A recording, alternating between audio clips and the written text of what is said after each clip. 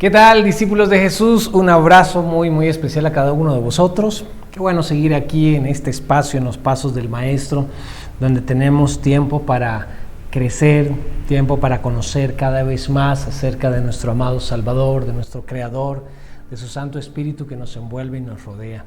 Y precisamente hoy vamos a dar inicio en este octavo tema de esta serie en los pasos del Maestro, y vamos a hablar del Espíritu Santo.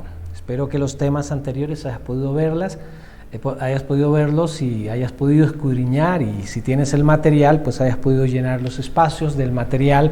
Si aún no tienes el material, puedes aquí en la descripción del video hacer clic en el enlace donde accedes a la solicitud de este mismo material para que puedas acompañarnos y ir llenando este recurso, y quedas con el material, ya tú lo vas llenando a medida que va pasando el programa, y esto nos permite también evaluar todo este aprendizaje, repasar, recordar cada uno de los temas que ya hemos visto.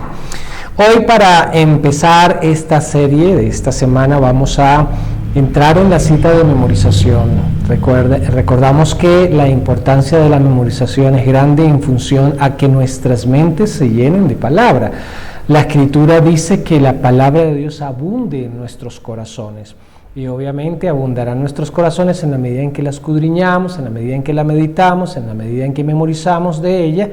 Y un buen ejercicio es estar esperando quizás el transporte, estar esperando allá una cita con algún colega, algún amigo que está llegando un poco tarde, y bueno, mientras tanto, ¿qué hacemos? Algunos gustan de estar allá en el dispositivo y ver a veces las redes sociales.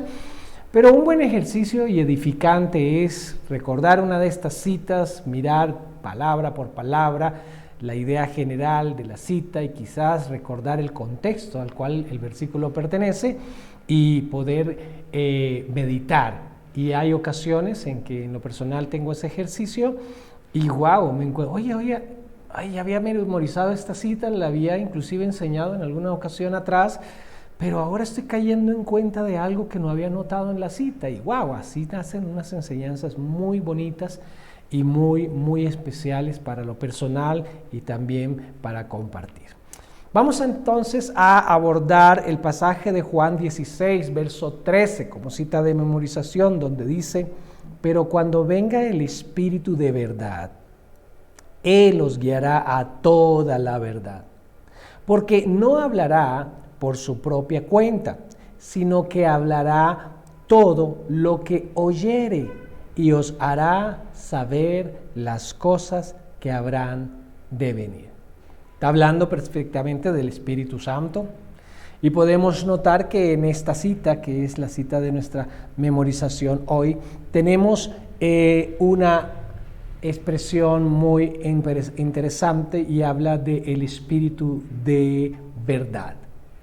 Y bueno, siempre estamos interesados en conocer la verdad, cuál es la verdad de ciertas circunstancias que nos rodean, y a veces cuando vemos tantas opiniones en temas religiosos, uno a veces se pregunta, bueno, ¿y cuál es esto? En todo esto, ¿cuál es la verdad? Porque unos de cierto enfoque religioso dicen que Dios esto, otros dicen que Dios aquello, otros dicen que Dios hizo y otros dicen que Dios no hizo. En fin, a veces hay polémicas sobre esto, pero ¿quién tiene la verdad en razón a todo esto? ¿Acaso un predicador? ¿Acaso un pastor? ¿Acaso un evangelista?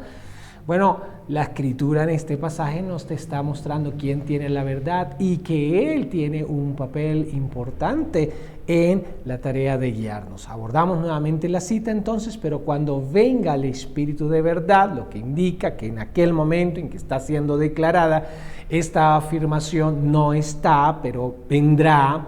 Y esta declaración sale de la boca del Señor Jesús. Es Él el que promete su Santo Espíritu, el Espíritu de verdad. Y dice, cuando Él venga, cuando el Espíritu de verdad venga, Él os guiará a toda la verdad. ¿Quién realmente es el que nos guía a la verdad? El Espíritu Santo. Ahora, tal vez habrás notado en enseñanzas de este programa, en los pasos del Maestro, que Jesús tenía que partir y envía al Espíritu Santo, y el Espíritu Santo es el que guía a los discípulos y de allá a todos los hijos de Dios que hemos creído, y cuando nacemos de nuevo tenemos esa experiencia en el nuevo nacimiento de que el Espíritu Santo viene a morar dentro de nosotros. Así que quien nos guía a la verdad es el Espíritu que mora en cada creyente nacido de nuevo, de manera que cuando abordamos las Escrituras y a veces no entendemos algunas citas bíblicas, es bueno que estemos en oración leyendo la Escritura, porque estamos diciéndole al Señor: guíame a través de tu Santo Espíritu, ayúdame a entender la verdad, a conocer la verdad en tu palabra a través de tu Santo Espíritu. Y Él dice, el Señor Jesús dice del Espíritu Santo, que Él no hablará por su propia cuenta, sino que hablará lo que oyere. ¿Qué oyere de quién? Bueno, del Padre y del Hijo. Él viene a enseñarnos, a revelarnos del Padre, a revelarnos del Hijo. Su tarea es glorificar al Hijo, y ahí tenemos esta tarea del Espíritu Santo sobre nosotros. ¿Quién es ahora la persona que nos revela la verdad del conocimiento de Dios? El Espíritu Santo a través de la palabra. Y finalmente dice que nos hará saber las cosas que han de venir. Esto es una referenciación profética a aquellas cosas que el mismo Señor Jesús refirió proféticamente que habrían de venir para los últimos tiempos. A través de la palabra también podemos conocer estas verdades en las que el mismo Espíritu nos guía. Así que esa es la cita de memorización. Pero cuando venga el Espíritu de verdad, os guiará a toda la verdad, porque no hablará por su propia cuenta, sino que hablará todo lo que oyere y os hará saber las cosas que habrán de venir. Así que ya conoces alguna técnica que hemos ya indicado en el primer programa para la memorización bíblica. Hoy vamos a empezar a responder la pregunta: ¿quién es el Espíritu Santo? Ahora nota que no estamos preguntando ¿qué es el Espíritu Santo?, sino ¿quién es el Espíritu Santo? Por lo tanto, vamos a usar dos citas bíblicas para responder esta pregunta en la medida que el tiempo nos dé. ¿Quién es el Espíritu Santo? Según Juan 14, 16 y 17, donde dice: y yo rogaré al Padre, y os dará otro Consolador para que esté con vosotros para siempre. ¿A quién se refiere? Dice él, el Espíritu de verdad. Aquí lo está llamando igual, el Espíritu de verdad, al cual el mundo no puede recibir, porque no le ve ni le conoce, pero vosotros le conocéis, porque mora con vosotros y estará en vosotros. Ahora, ese Espíritu Santo, aquí Jesús lo refiere con la expresión el otro Consolador. Y ahí hay una expresión bien interesante, porque cuando se refiere a otro como una tercera persona, el verbo usado aquí en el griego no hace referencia a otro de distinta naturaleza. Hay en algunos idiomas donde el uso de la palabra otro, si no así en el español, pero el uso de la palabra otro hace referencia a otro de una condición diferente o de una naturaleza diferente, y existe la expresión otro para referirse a alguien de la misma naturaleza. Y la palabra que Jesús usó para referirse al otro Consolador fue una palabra que hacía entender que de quien estaba refiriéndose en referencia a sí mismo, Él es uno y vendrá el otro Consolador, ¿sí?, refiriéndose al Espíritu Santo. La palabra que usó da a entender que la naturaleza de ese otro es de la misma naturaleza de Jesús. Ahora, en el tema anterior, cuando hablamos del Señor Jesucristo, pudimos entender que Jesús es Dios, que Jesús es Dios encarnado, que es la segunda persona de la Trinidad.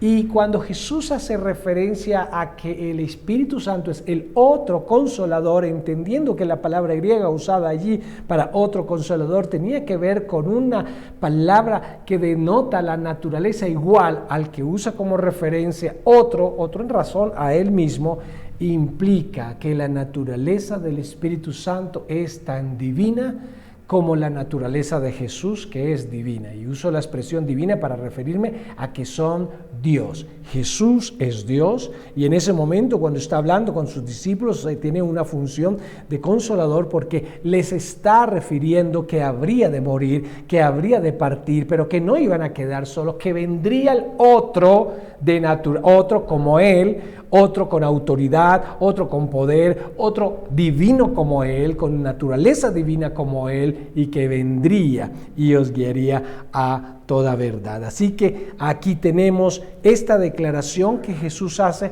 nos hace entender entonces que el otro consolador tiene naturaleza divina. Por lo tanto, cuando preguntamos ¿quién es el Espíritu Santo?, la respuesta es el otro consolador. Perdón. Al igual, es decir, que tiene igual naturaleza divina que Jesús. Ese es el otro consolador. Perdón. Tenemos aquí ahora la segunda referencia para responder a esta pregunta, que es Hechos, capítulo 5, versos 3 y 4. Hechos 5, 3 y 4. Allí dice de la siguiente manera: